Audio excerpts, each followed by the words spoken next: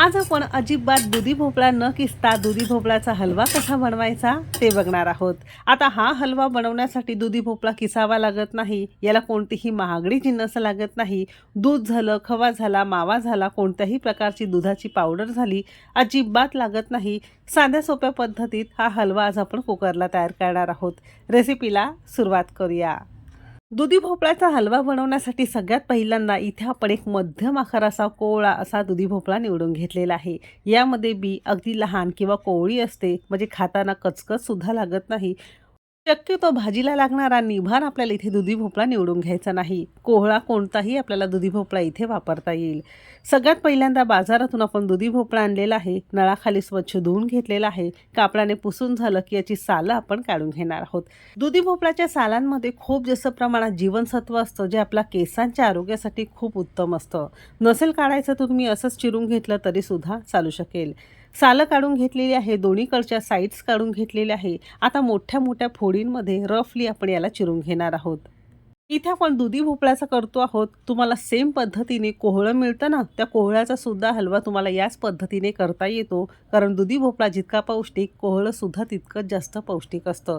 फक्त दुधी भोपळा असेल, कोहळं असेल, खाऊन बघायचं। असं चिरून घेतल्यानंतर कडवट वगैरे वाटत असेल तर अजिबात वापरायचं नाही। चांगला दुधी भोपळा असेल किंवा कोहळं असेल ना, तर खाताना हलकंसं गोडसर लागतं, म्हणजे हा दुधी भोपळा किंवा कोहळं तुमचं वापरण्यास योग्य आहे असं समजावं। दुधी भोपळा चिरून झाल्यानंतर खूप जास्त वेळ त्याला ठेवायचं नाही, एक 5-6 मिनिटातच आपल्याला हे वापरायचं आहे। इथे आपण आज कुकरला हा दुधी भोपळ्याचा हलवा करणार आहोत। त्यासाठी कुकर गरम करून घेतलेला आहे। आता एक मोठ्या आकाराचा आणि वजनी म्हणाल तर साधारणतः 600 ग्राम जर तुमचा दुधी भोपळा असेल तर साधारणतः 2 चमचे आपल्याला इथे साजूक तूप वापरता येईल, म्हणजे लहान असेल तर 1 चमचा घातला तरी सुद्धा चालू शकेल।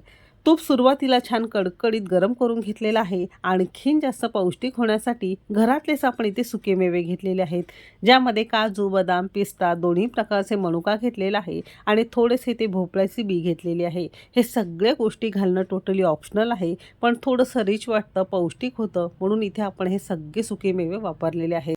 साजूक तुपावर ड्रायफ्रुट्स किंवा सुकामेवा खूप जास्त परतायचा नाही, पटकन रंग बदलतो। काही सेकंद आपण असा थोडंसं वर खाली करून घेतलंय आणि लगेचच एका सेपरेट प्लेटमध्ये काढून घेतलेलं आहे। जास्त वेळ केलं की हे करपण्याची शक्यता असते।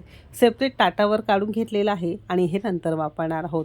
उरलेलं तूप आहे त्यामध्ये सगळे भोपळ्याचे तुकडे घातलेले आहे आणि साधारणतः 1-2 मिनिटं मोठ्या आचेवरच अगदी तळापासून ढवळत हलकासा रंग बदलेपर्यंत आणि थोडासा यातून छान सुगंध येईपर्यंत आपण परतून घेतलेला आहे। बघू शकता पूर्वीपेक्षा थोडासा रंग गडद झाल्यासारखा दिसत असेल। असं हे परतणं आपल्याला इथे बंद करायचं आहे। आता साधारणतः घरातली छोटीशी जी भाजीची वाटी असते ना, ती अर्धी वाटी आपण यामध्ये पाणी घालणार आहोत। मेजरिंग कपने साधारणतः पाव कप आपल्याला इथे पाणी वापरायचं आहे। इथे शक्यतो दुधाचा वापर करायचा नाही, कारण आपण याला झाकण लावून शिजणार आहोत। दूध नासण्याची किंवा खराब होण्याची, फुटण्याची शक्यता असते। झाकण लावल्यामुळे दूध फुटतं, म्हणून शक्यतो आपल्याला इथे पाण्याचाच उपयोग करायचा आहे। झाकण लावलेलं आहे आणि मध्यम आचेवर बरोबर 2 चिट्या आपण याच्या काढून घेणार आहोत। 2 चिट्यांमध्ये व्यवस्थित हे छान मऊसूत शिजून तयार होतं। साधारणतः 2 चिट्या झालेल्या आहे। कुकर चांगला थंड झाल्यानंतरच आपण याचं झाकण उघडून बघितलेलं आहे। 2 चिट्यांमध्ये अगदी मऊसूत मिळण्याप्रमाणे हा दुधी भोपळा छान तुमचा शिजलेला आहे। इतपत मऊ आपल्याला हे शिजवायचं आहे, पळीने किंवा पावभाजी मॅशरने असं मॅश करताच पटकन ते दाबलं गेलं पाहिजे किंवा त्याचा गाळ झाला पाहिजे। या पद्धतीने तुमच्या कुकरला जितक्या शिट्ट्या व्हायला वेळ लागतो त्यानुसार तुम्ही करू शकता। पळीने करू शकता गरम असतानाच, किंवा घरातला हा पावभाजी मॅशरने केलं तरी सुद्धा अगदी मिनिटभरात तुमचं काम सोपं होतं। आणि मॅश करत असताना अगदीच याचा लगदा करायचा नाही, थोड्याशा तुकड्यांमध्ये असं ठेवलं की खाताना अगदी छान मजा येते। असं मिनिटभर आपण छान करून घेतलेलं आहे। आता यामध्ये पाण्याचा अंश असतो, कारण सुरुवातीला आपण यामध्ये पाणी वापरलेलं होतं आणि दुधी भोपळ्यामध्ये सुद्धा स्वतःचं पाणी असतं। मोठ्या आचेवर साधारणतः 1-2 मिनिटं आपण हे असं चांगलं पाणी आटवत थोडंसं सुकेपर्यंत आपण हे परतून घेणार आहोत। जसजसं हे परतत जाल तसतसं यातला पाण्याचा अंश कमी झाल्यासारखा तुम्हाला दिसत असेल।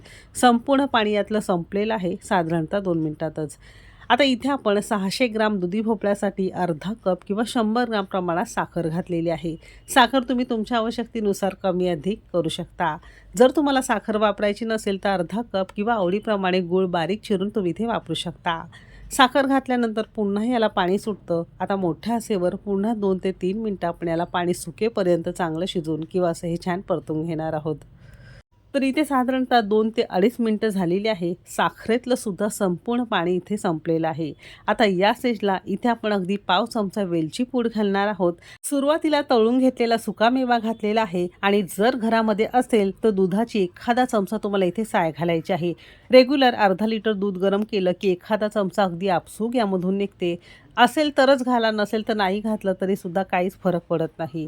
आणि जर तुम्हाला इथे खवा वापरायचा असेल, दुधाची पावडर वापरायची असेल, तर अगदी सगळ्या शेवटी जेव्हा गॅस बंद करायचा आहे त्यावेळी एक 2 ते 3 चमचे तुम्हाला इथे वापरता येईल आणि आपल्याला गॅस बंद करायचा आहे. सुरुवातीला जरी थोडासा ओलसर वाटत असेल, थोडासा कोमट झाला की इथे बघू शकता असा हा छान मोकळा होतो आणि अगदी रसरशीत खाण्यासाठी तयार आहे. अगदी साध्या आणि सोप्या पद्धतीत दुधीचा हलवा.